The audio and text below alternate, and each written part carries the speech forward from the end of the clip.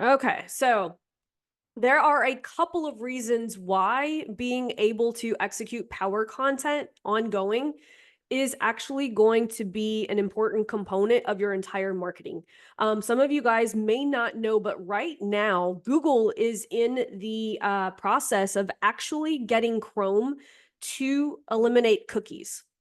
So, what this actually means is that if you have a pixel on your funnel and someone lands on your funnel, it is going to literally destroy the cookie so that you cannot retarget those people. Okay. Now, one of the questions that I get is, Laurel, I've got the conversions API connected. Will that protect me from all of this stuff that is going on with Google? Will I still be able to recapture and retarget some of those people? Me and Vince Reed yesterday were talking about this because there had seemed to be some gray area in that. And he got confirmation that here's what Cappy actually protects you. It doesn't actually protect you from the third-party pixel crumbling within Chrome or the iOS, okay? What Cappy actually does is it provides server-side tracking, meaning that you will get more accurate tracking on your conversions. What it does not help is actually you being able to retarget people through your funnel who are not taking certain actions, right? That's going to change the game for so many marketers, right? Because think about this. If you're paying $2 to $3 a click to get someone to your website, get someone to your landing page, and you're not able to retarget them, that's a lot of money that's falling through the cracks, right? And so what I'm actually going to show you guys today is actually going to protect you guys from that, because if we can get people watching our content, that is first party on platform actions. You will always be able to retarget those people, right? So I wanted to start the call off with that because that is something that is going to affect so many digital marketers who are not learning how to put together some type of ecosystem. Now, the second way that what we're going to talk about today is going to protect you going into 2025 is that there are so many people right now that are just copying everyone, right? The competition has never been this hard to beat, honestly. I have seen so many amazing marketers all of a sudden who were making 7 figures are now making 6 figures a month, even some of them 5. Like a lot of people are struggling because of the whole copycat thing, right? As a matter of fact, Nick talked about this during the Cash Now campaigns. I talked about it during my event. He told this amazing story about this Nobel Prize winning physicist who went around the country and gave these amazing speeches. And after a couple of rounds, his chauffeur turned around and was like, hey, I bet you at the next event, I could deliver your speech better, if not the same as you. And the Nobel Prize winning physicist was like, yeah, at the next stop, we're going to switch places. I'm going to drive you around and you're going to go deliver my speech. And the chauffeur nailed it. He nailed it so good that hands started shooting up in the audience asking him questions. And he was like, well, I'm going to have to defer to my chauffeur to give you the answer. Now, what do we learn from that? Well, I can upload a video on YouTube tomorrow and some little punk kid can literally rip it off word for word and go deliver that same thing. That's what's happened over the last several years in the online coaching space. And here's the deal. Your audience believed them, paid them, and got screwed over. And so that's what's making it hard for you and I to actually get anyone to trust us, because chances are your audience has already paid someone to try to solve the problem that you actually solve. And so those are 2 things that I want you guys to understand going into this training, and understanding how important that what we're going to talk about today and how the internet marketing space is going to be affected by both of the things that we just talked about. It's getting harder and harder. And so today, what we're going to talk about is we have to cover the foundation that will power your entire ecosystem. Honestly, like I'm going to show you guys an exercise at the end of this that is literally going to power every single piece of content that you are going to produce. And when I'm talking about content, I'm not just talking about video content. I'm talking about your email content. I'm talking about your sales content. I'm talking about your phone conversations, selling people in Messenger, selling people over the phone. This is going to be an important training for you guys to understand what's happening right now in the internet marketing space and how to actually get clearer on what you're actually talking about. Okay. So lesson number 1, why Goodwill video? Okay. Now, this is something that I train my Lean on Laurel students to do. And so I'm going to pass this on to you guys. Okay. We always want to keep good pipeline equity with our audience. Now, what exactly does that mean? Okay. Now, most internet marketers are basically doing this. They're giving very little value and they're pushing sales content. How many of you guys see the same ad over and over and over and over and over, right? It is like, think about it this way, right? And people think, well, I'm retargeting people who saw my offer. I'm just staying in front of them. Well, if I'm a shoe salesman, I don't know why I'd be a shoe salesman, but if I'm a shoe salesman going knock door to door and say, hey, look at these fancy Nike shoes, and you slam the door in my face, do you think me climbing the tree next to your bedroom window, knocking on your bedroom window and saying, hey, here's some pretty Nike shoes, do you think that that's actually going to make you want to buy? Absolutely not, right? But if I deliver a bunch of valuable content, let's say I mail you a brochure talking about the value of these shoes and how it's helped solve XYZ problem, right? Then you turn on the TV and you see a commercial, again, why the shoe is solving problems for XYZ. Which do you think is going to perform better, right? Probably the one where we're giving a ton of value to make the person make the decision on their own that, hey, you know what? I should probably buy those shoes. Okay. So those are the 2 ways like that you can market. Now, my question to you is, which one would you rather do? This is the one that everyone's teaching, and then they're wondering why their ads aren't working. What I like to do is I like to keep 75% Goodwill content at all times inside the newsfeed, because here's the deal. Anytime that you make a sales pitch, your pipeline equity goes down, right? So if I'm going to make a pitch for, let's just say I did a post tomorrow and it's a hard sell on Lean on Laurel, my value, my pipeline equity is going to do this, and my sales equity is going to do this. I diminish Goodwill equity every single time that I make a direct pitch, because then my audience is like, oh, she's just trying to sell me something. So at all times, I am trying to actually do this. Now, here's where the value bomb comes to play, because here's the thing. Yes, there's a CTA for the value bomb, but I'm not asking people for anything in return. This is important, okay? This content right here that keeps my pipeline equity up, I call it stealth, right? That's why my mentor has a workshop that's called Stealth Influence. We are actually using Goodwill content in order to have a sales conversation later. That is what the value bomb is built to do. That's why a lot of people don't understand, well, Laurel, aren't we asking people to comment for the value bomb? Yes, but we're not asking them for anything in return. We're literally giving it to them, right? That's why I tell you guys, don't, if someone asks for your value bomb and you are sending them to an email opt-in page, what do you think that's doing to the pipeline equity, right? If you ask someone to opt in for a value bomb, this is what happens. Why? Because, well, you baited them, and then they were like, oh, she just wants my email address so I can sell her something later, so that she can sell me something later on. We always want to keep Goodwill content going, right? So that's why I love giving away value bombs in not only my power content, but obviously the conversion multiplier strategy too, which is built to get messenger conversations, but it's built upon Goodwill. And that is why giving value is super, super important to me. Even to this day, this is the strategy that I follow.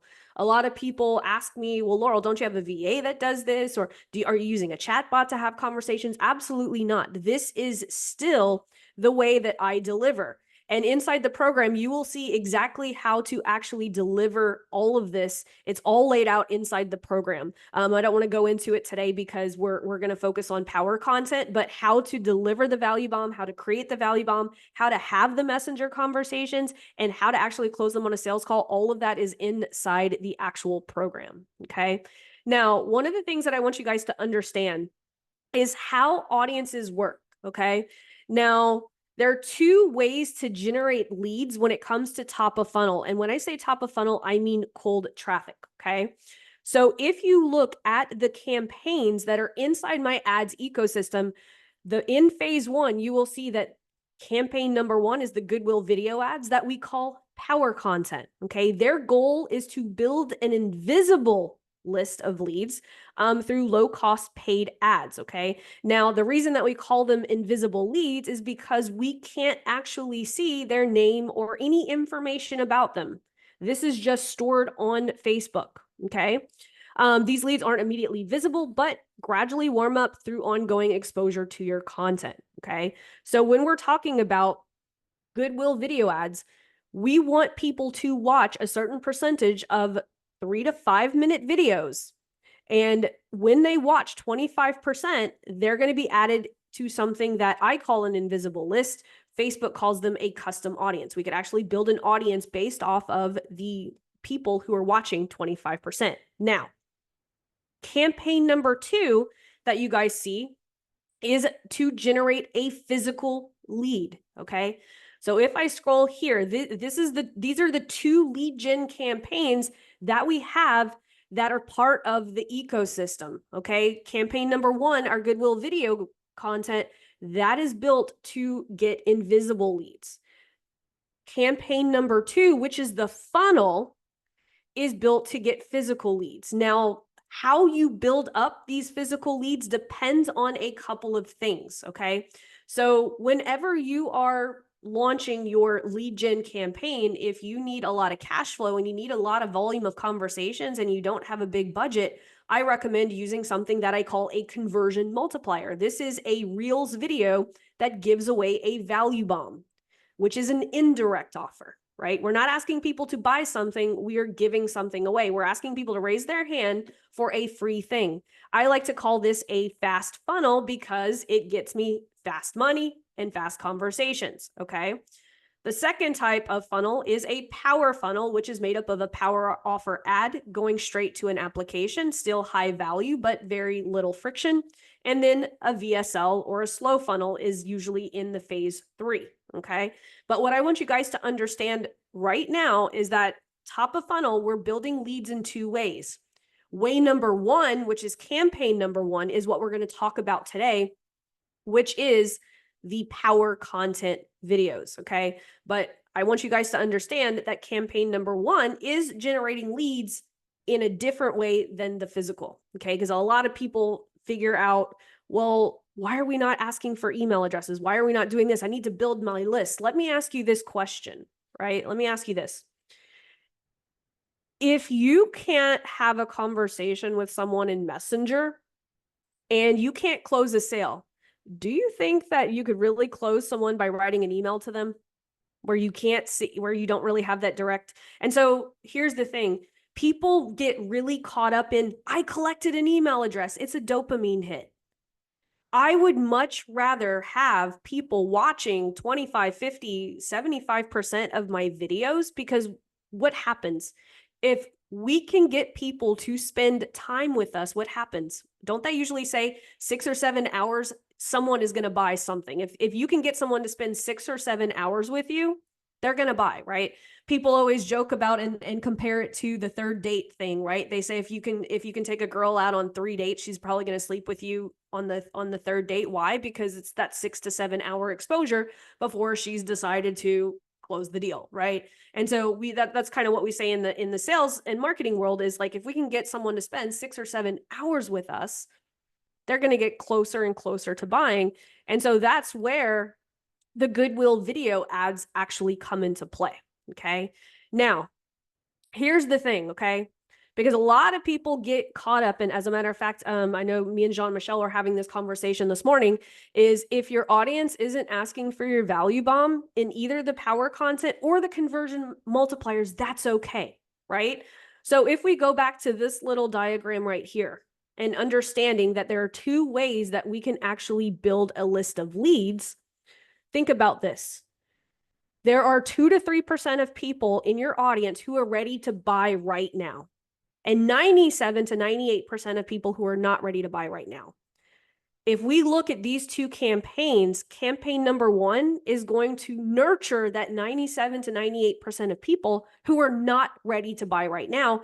Campaign number 2, with the traditional lead gen campaigns, whether you're using a fast funnel through Messenger, whether you're using a power offer to application, or whether you're using something like a VSL or a slow funnel, those are built to get people who are ready to buy right now, which is a very small percentage of your audience, right? And so like if we are running, so let's just pretend, right, that we are trying to get someone to buy. Let me shrink this a little bit. So let's just pretend that this is all of Russell Brunson's audience, right? Everyone knows who Russell Brunson is, the owner of ClickFunnels, right? If I am targeting Russell Brunson's audience and I'm trying to sell my ad services, there's only going to be 2 to 3% of people at any given time ready to buy ad services, while the 97 to 98% others will not. So that's why we have two different types of campaigns. One is built to contain the 2 to 3% of people who are ready to buy right now. But what do we also know about targeting people who are ready to buy right now? They're the most expensive audience. They're not only the smallest audience, but they're the most expensive because we're using conversion campaigns, which is one of the most expensive type.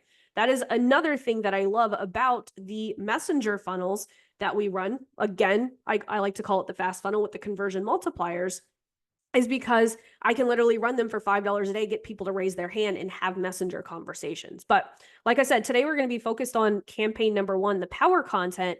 And so if we're looking at this and we're looking at all of Russell Brunson's audience, the thing that's highlighted in green is the most expensive, it's the most targeted, it's the most competitive, right? And the smallest.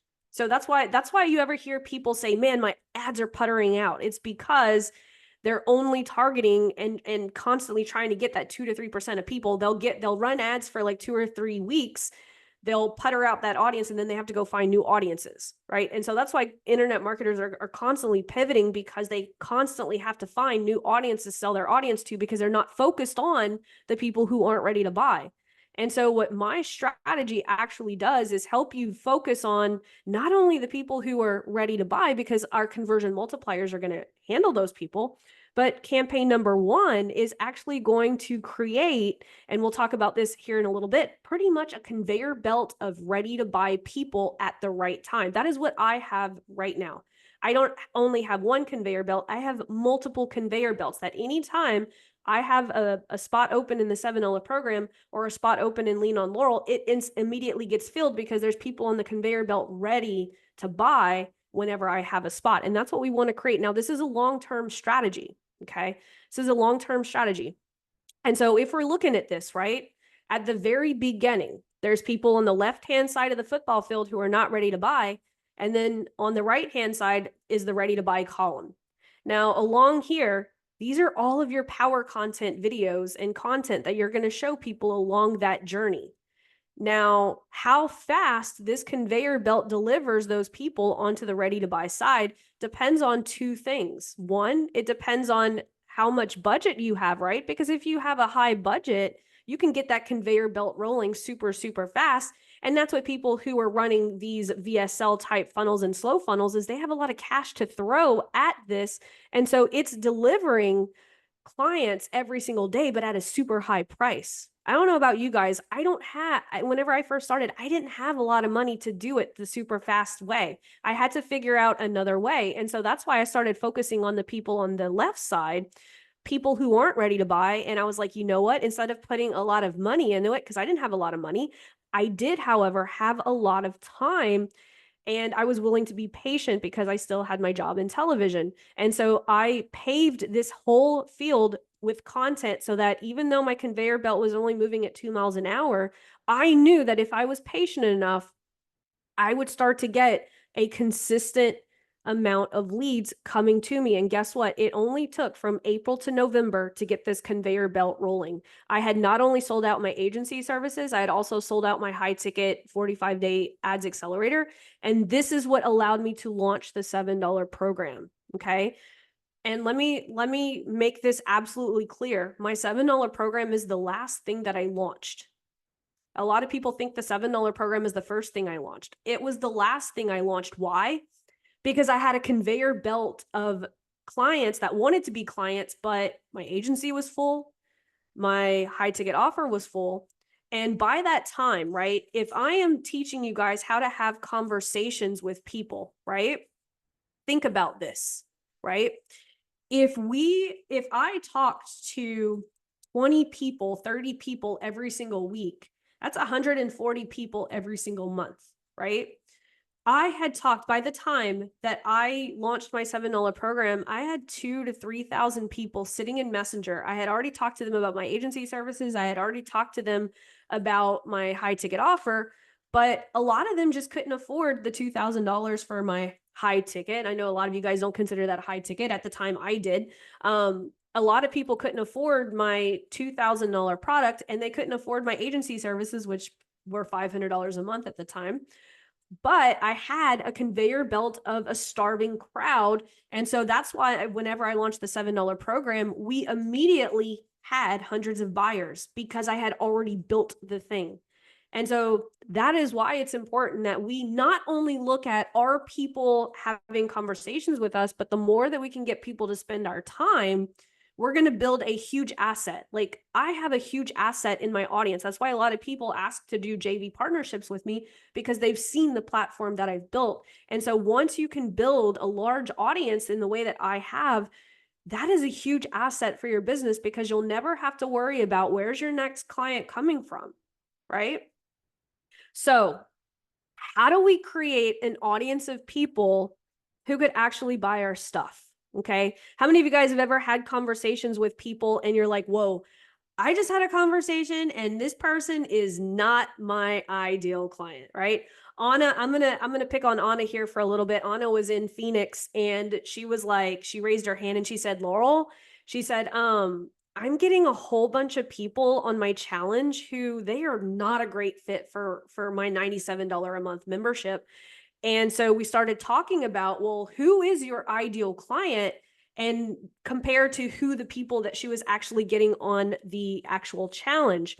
So this is one of the things, this is a very important part, okay, that I want you guys to understand. And yes, I'm going to give you guys this resource. And yes, you guys will have the replay and all of this stuff. But the important thing that I want you guys to understand is we have to identify our target market. And a lot of marketers call this the 3S formula. You've got to understand who your ideal audience is to ensure that your ad targets only are likely to convert, and you're going to save ad spend by doing this. But you have to solve a specific problem for a specific person using a specific method. Okay. So how exactly do we do this? Okay. How do we ensure that we only talk to the most ideal people? Okay. So if you're talking to people who aren't a great fit or don't have money, doing this and understanding this will fix that problem. Okay. And I'm going to show you guys a direct example. So every single person on this call right now, you have a floor and you have a ceiling when it comes to engaging your audience. Okay. Let's use Russell Brunson as an example again. Okay. Let's pretend that this triangle is all of Russell Brunson's audience. Okay. Now within this audience of Russell Brunson, I have to make sure that all of my content falls between the floor and the ceiling. Now, what do I mean by the floor? I'm talking about the people who have the minimum requirements in order to work with me. So for my Lean on Laurel program, I don't really work with people who don't have a validated offer. It makes it super hard for me to get them results, and it takes a lot of data, and it often leads to a lot of frustration within my students, okay? And so now I've cut off the minimum requirements is you have to have sold or validated your offer. That is the floor. So everyone who hasn't validated an offer falls below that floor. So I don't want to create content that's going to attract those people. Now my ceiling, those are my most ideal clients, okay? These are the people who are already running something like a direct response funnel. They already have a ton of traffic. I can get them results super fast because if they're not running my ecosystem alongside their funnel, I can get them a huge amount of profits within the first 48 hours by just launching my ecosystem. Does this make sense? Everyone understand what the floor is and the ceiling. However, whenever you're creating your content, you have to make sure that your content is repelling to the people who are below the floor. So I'll show you guys a direct example, okay? So this is one of my highest performing power content videos. What do you guys notice about this piece of power content? So the headline says webinar stopped working. Here's how I use a $5 ad to revive dead webinar funnels for my clients. What do you observe about that? Yep, I'm speaking directly to those who are already running webinars, okay? And so I'll give you a direct example. People often tell me in the weight loss space, they're like, man, I'm just getting a whole bunch of unqualified leads. And I'm like, well, who are you talking to? And they're like, well, I mean, I could help anyone lose weight. I'm like, yes, but you're creating content for everybody.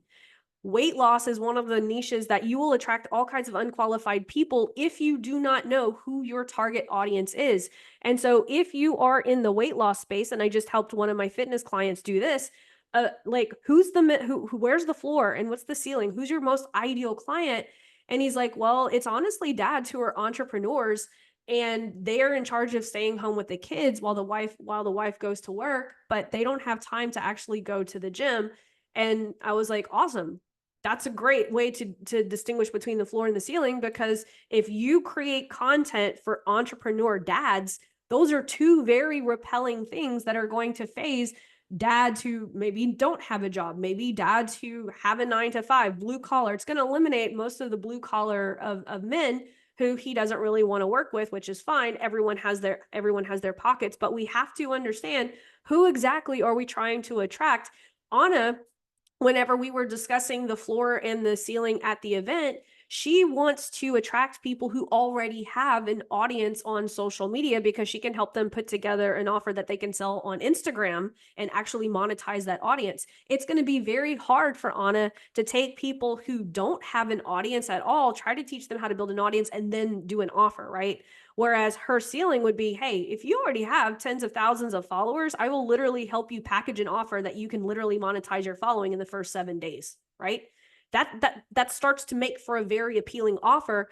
And so the problem is that a lot of you guys don't know how to identify who's the minimum requirements of the person that I can help all the way to the ceiling, who's the most ideal, okay? And so if we don't understand that, then we're not ever going to attract the people that will actually make for the best type of audience, okay? So again, if we look at this, right, the framework of the power content, you can see right off the bat, I'm saying webinar stopped working. I'm not just saying ads not working. Well, because if I said ads not working, there's a chance that I'm probably going to get a whole bunch of newbies who aren't getting result with ads, or they've maybe never even launched an ad. So one time I was, whenever I first started working with Nick, this was back in October of 2019. So I've been with my mentor, Nick Peterson, for a while. And I was like, hey, I've got a lot of people applying for my program. And a lot of them have never even launched an ad. I was like, my $7 program is for people who've never launched an ad. You know, I don't want people who haven't launched an ad at the time, it was just called the premium program. And he was like, well, let me take a look at the video content that you're putting out. And he was like, oh, he's like, you're literally telling people you're going to help them launch their $5 ad. He's like, tell people you're going to fix their ads, not like you're going to help them launch them. And I was like, holy shit, you're right. Like I'm literally putting out content to attract people that I don't want to work with in this program. How dumb of me, right? But that one little switch, I went from I'm going to help people launch their ads to I'm going to help you fix them. It's a very slight change, but highly, highly effective. Let's see. Oh, Anna says just wrote a new power content script based on what I said. Awesome. But do you guys see the difference? Like but you have to know, like, what is the floor and who's the ceiling in your audience? And that's something that you have to figure out. Otherwise, you will spend a lot of time attracting people and having messenger conversations with people who, just will never buy from you because they're just not your ideal. So I'm going to show you guys an exercise that I do with my Lean on Laurel students. I actually went over this at my Phoenix event too. And so the very first thing when people come into Lean on Laurel, this is the very first exercise that I have them do. Why? Because if they can fill this out, I can help them write any piece of content when it comes to ads, power content, sales presentations, webinars, VSLs, because I would have enough information. And so this is what I would love for everyone to be able to identify. And this is where we're going to get our power content videos from. This is where we're going to get our value bombs from. This is where we're going to get our power offers from. And so I'll show you guys this neat little exercise. One of the things too, one of my students actually used this. I don't know if David's on the call. So David actually works with contractors, and David, while he was on a sales call, he literally had we call this the content Bible. He literally had his content Bible out, and he was literally walking that ideal client through every single step of his program while he was doing that, while he was going through this on the sales call, and he closed it. Why? Because the client was absolutely clear on the roadmap. And so this is what this exercise actually forces you to do. And so I'll walk you guys through it so that you could actually see how it works, okay? So the first thing that I have my students do is I'm like, what are the 3 to 5 goals that make up the pillars of your program or your service, right? Like, what is the first goal or milestone that you want to get clients to? So when people start working in Lean on Laurel, the very first thing that I want them to do is have some type of optimized book a call funnel. Okay. So what does that actually mean? Well, let's get a little bit clear. What is the mechanism that I use to ensure that my clients have an optimized book a call funnel? The mechanism that I use is a VSL funnel. What is the big problem that a VSL funnel solves? Well, it solves that there's no automated way to get appointments with ideal clients. So this is the big one. This next step is a big one. This is what a lot of you guys can't identify. How does the client know they've hit the goal when this happens? My clients know that they've got an optimized book a call funnel when they hit 2 to 3 times their return on ad spend. So I'll walk you guys through the client that I was just talking about, right? So his goal number 1 in the fitness space is he wants his clients to lose 5 pounds within the first 7 days of working with him. What is the mechanism that he uses? He uses burritos. What is the big problem that his burrito diet solves? It solves the calorie deficient problem that his clients aren't doing. His clients are just eating whatever they want and they don't want to go on a diet. And so he's like, cool, I will put a burrito in their hand and it will solve the problem of the burrito fits within the calories and macros that they need in order to lose weight. How does the client know that they've hit their goal? Well, they've lost 5 pounds in 7 days. You see how that works? And so it really forces you to know exactly what is the goal that your client's trying to accomplish? What is the mechanism that you're using in order to hit the goal? So let's go with another one. So once my clients have an optimized book a call funnel, what is the next thing that I need to take them through in order to get the next goal? Well, my next goal is once they have a funnel in place, whether that's a fast funnel, a power funnel, or a VSL funnel, the next goal is to build an ads ecosystem around that funnel. So what is my mechanism that I'm going to use? It's a sequence of Facebook or YouTube ads. What is the big problem that solves? Well, there's black holes in every funnel, right? Leads often fall through. And so my ecosystem plugs those holes. And how do I know that they've hit the goal? What happens? How does the client know? Well, they're getting 4 times or more their return on ad spend. Goal number 3, in implementing my mentor's R3 framework, which is the retention, referrals, and raving fans framework. Mechanism used, well, CRM, email, and SMS.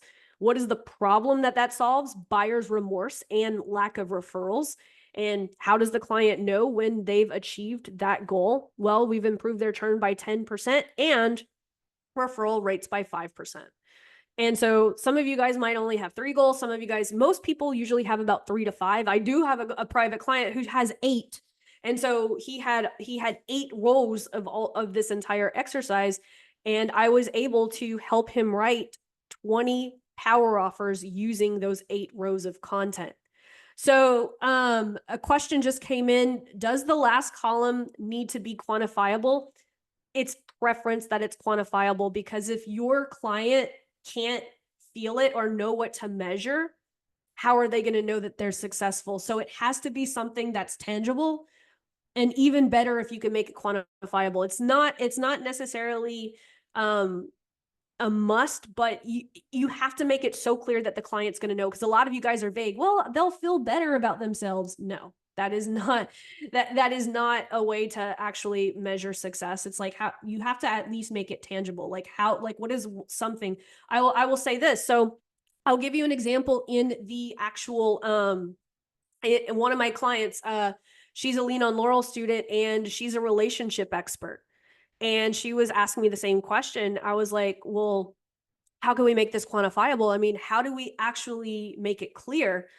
Guys, you don't need to know what a VSL is. If you don't know what a VSL is, it's not important. Sorry, I was looking at the chat. Don't get distracted. Like, just stay focused here, right? We don't need to create any open loops. If you don't know what a VSL is, chances are you don't need to know what a VSL is.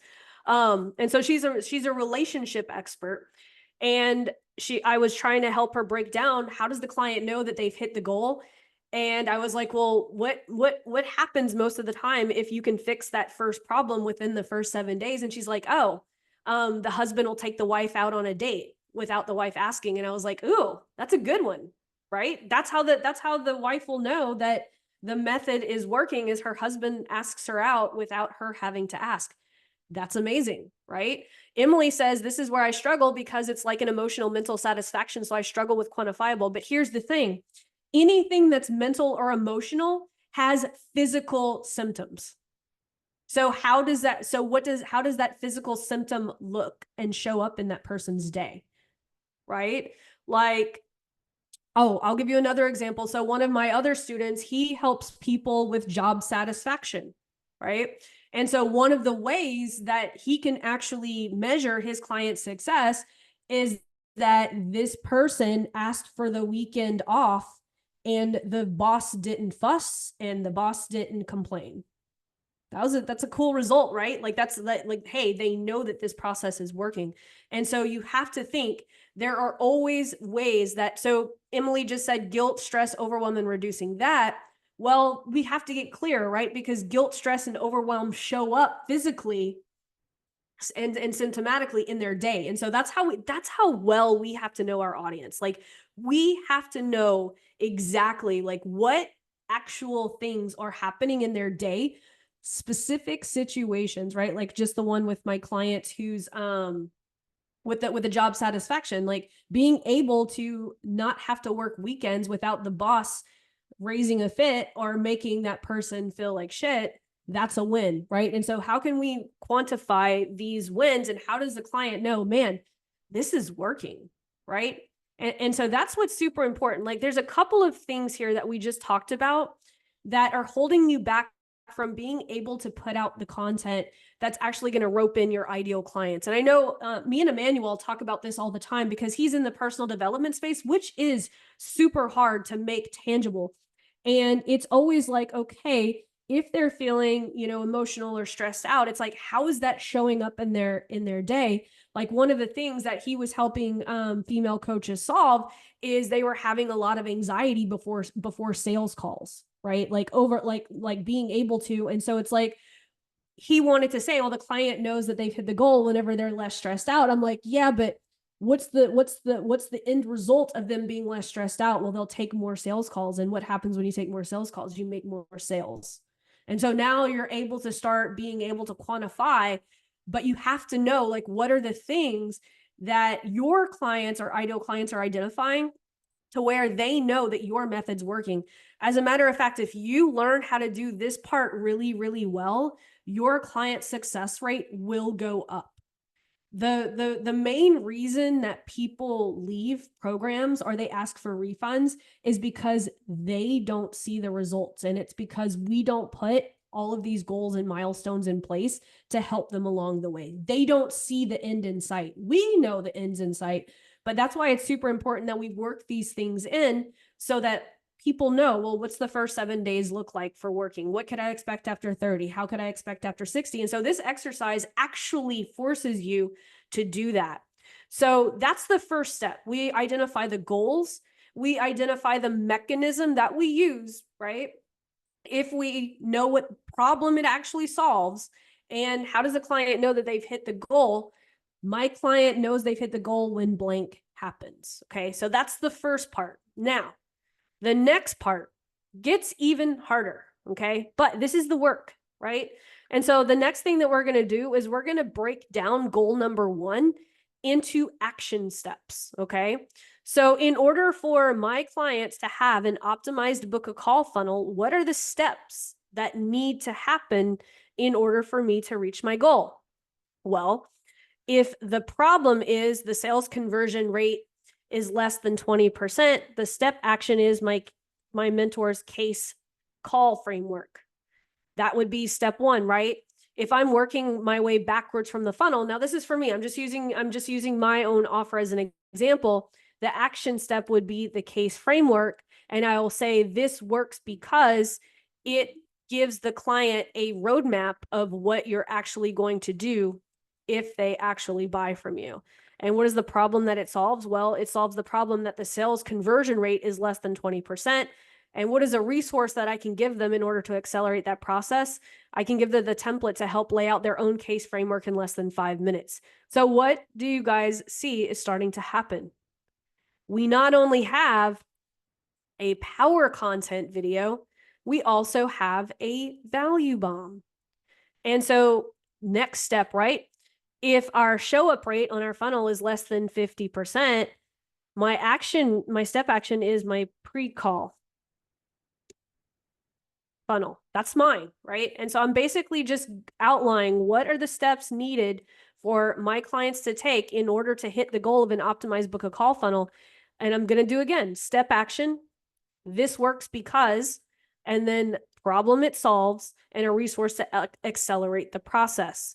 Now, once I have this from my students, what do I also have? Can anyone else see it?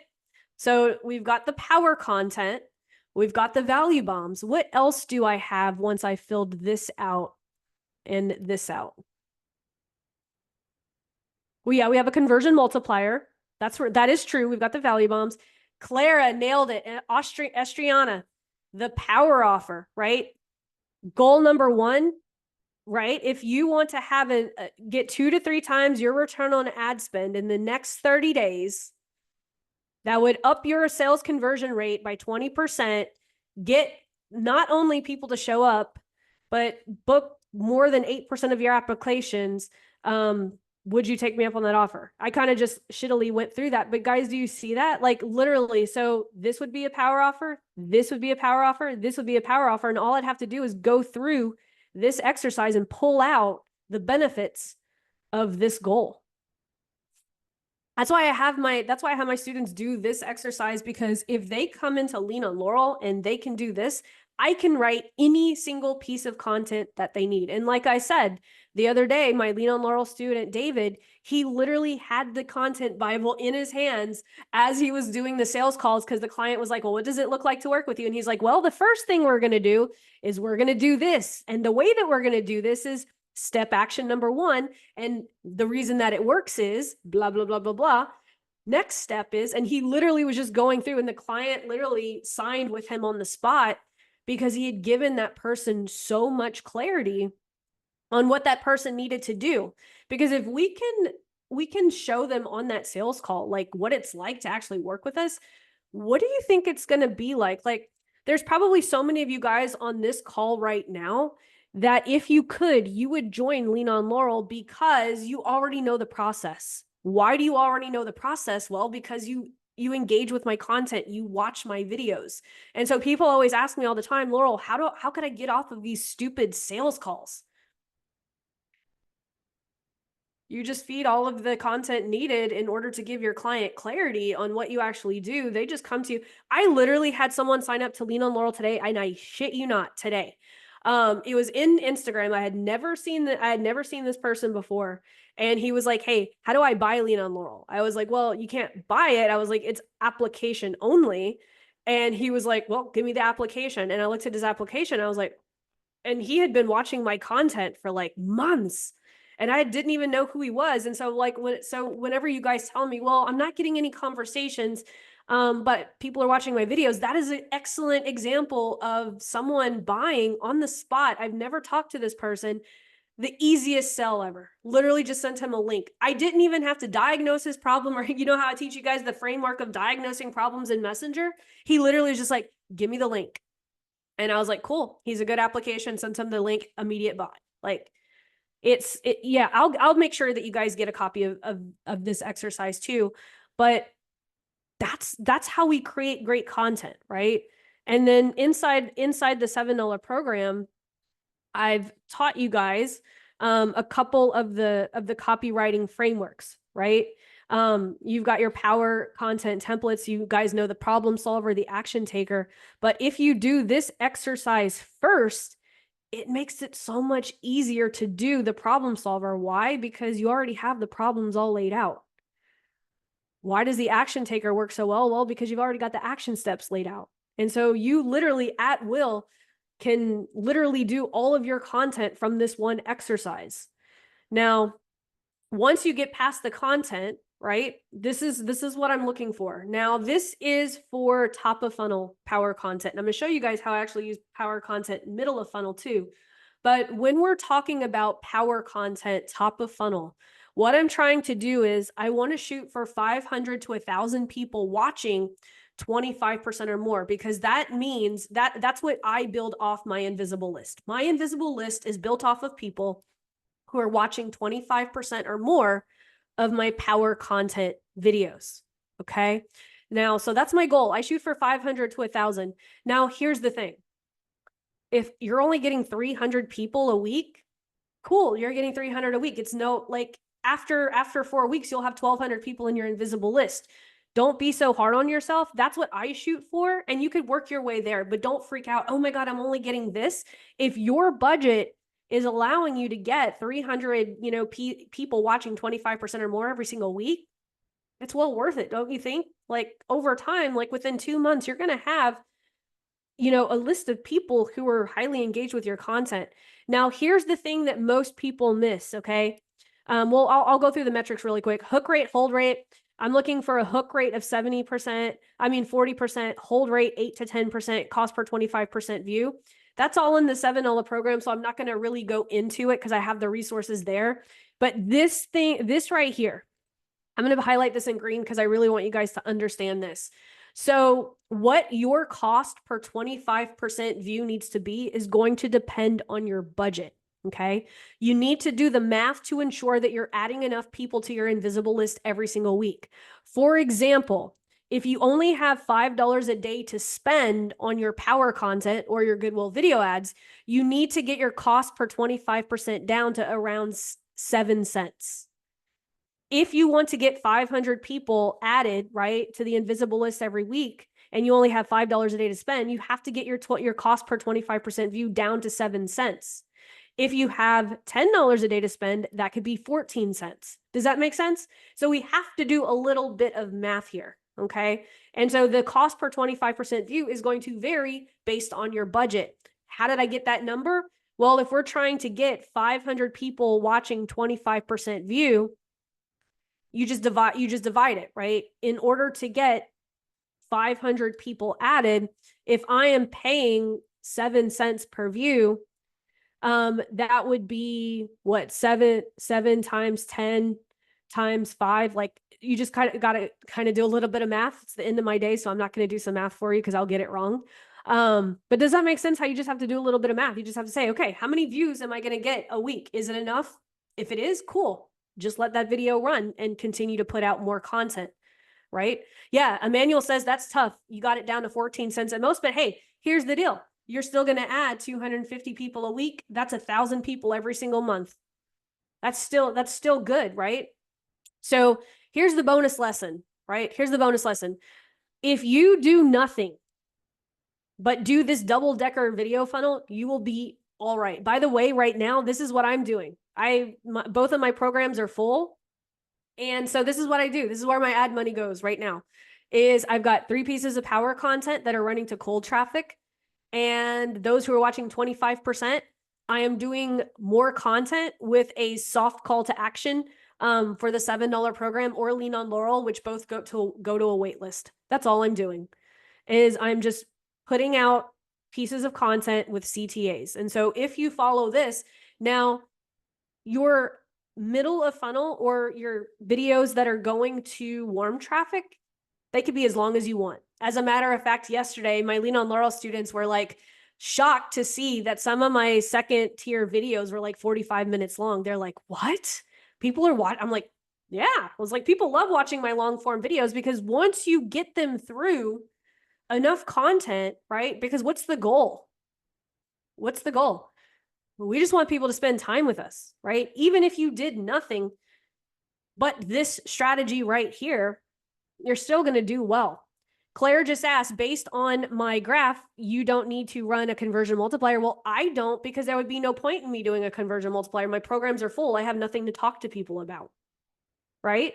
I also get enough inbound messages to keep my 100 messenger conversations a week full. Every once in a while, I'll do some 2-steps for fun. But for the most part, I don't have to do that anymore. But even then, if you just did this 2-tier, that could be 2 power content videos and 1 conversion multiplier, and then just retarget everyone to content down here. Your conversion multipliers would count as content with a CTA down here, right? So yeah. So John says, can this work for promoting an affiliate offer? Absolutely. How would it not? Like Miles Beckler is one of the best people to look at when it comes to this strategy. Miles Beckler makes his money from YouTube videos where he teaches people how to build funnels. And then he's like, hey, if you want the funnel I've already built, click the link below. And then what do they have to do? They have to join the affiliate program in order to get the funnels that he's built. He's one of the most amazing people at affiliate marketing. But here's the thing. A lot of you guys don't see me as an affiliate marketer. I'm an affiliate marketer. I'm an affiliate for Joel Irway's Power Offer. I'm an affiliate for all of this. Why I worked their stuff into my system because it works really well. So yeah, it works for anything. This even works for brick and mortar. Like honestly, the brick and mortar strategy, if you watch the brick and mortar strategy, it's this right here. It's 3 pieces of power content that talks about the gap, what to expect, and a brand story. And then it's just boosting posts to the people who've already watched those top of funnel videos. But again, what is the most important thing that you have to know, right? You have to know, what problem do you actually solve for people?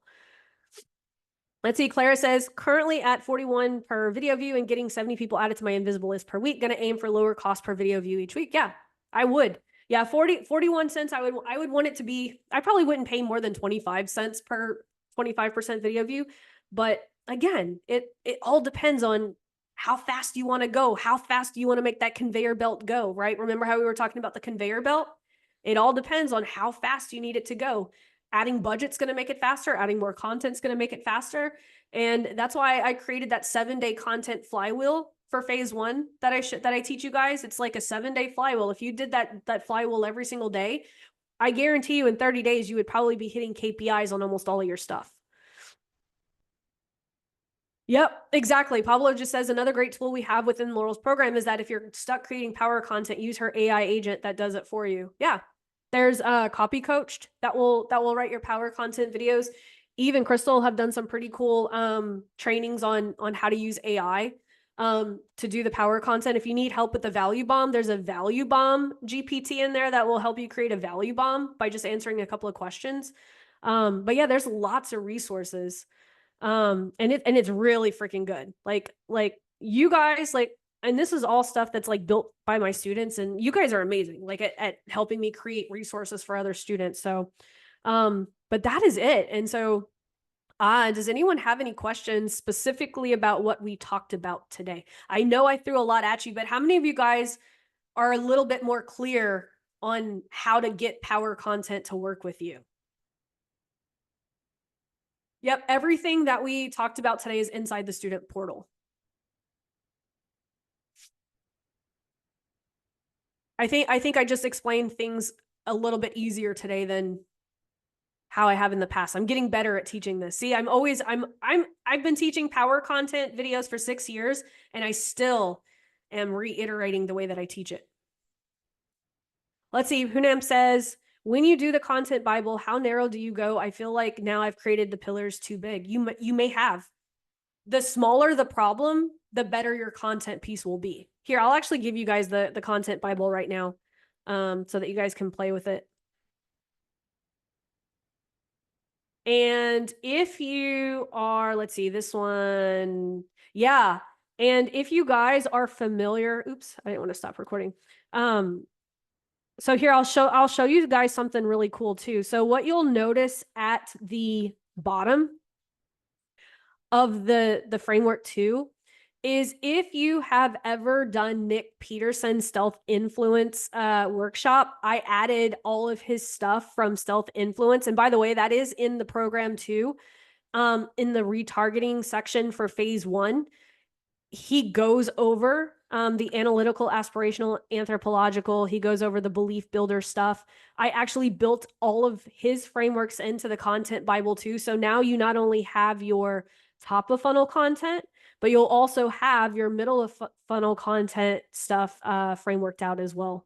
Like I said, that's all in the program. Like if you guys just go step by step through the program, everything is there step by step. I know a lot of people skip around and you guys miss things, but if you literally just go watch video number 1, watch video number 2, if you go in the order, you will find everything that you need in order to execute this.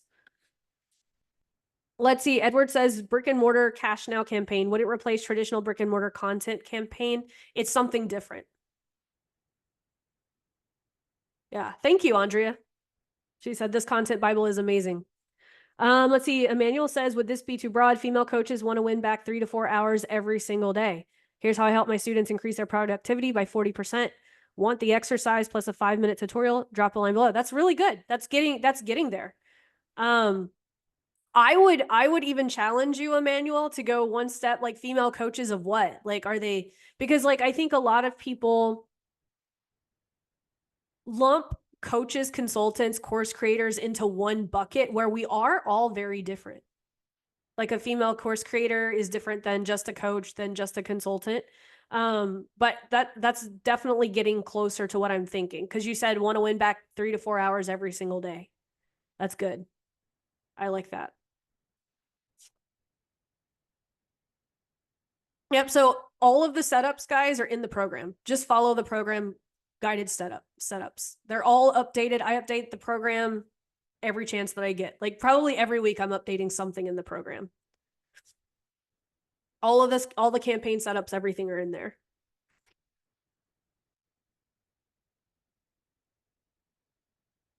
Any other questions before we break? And by the way, I am going to break today's training as an additional resource. I just learned this trick on ChatGPT, so I've been doing it for my Lean on Laurel students.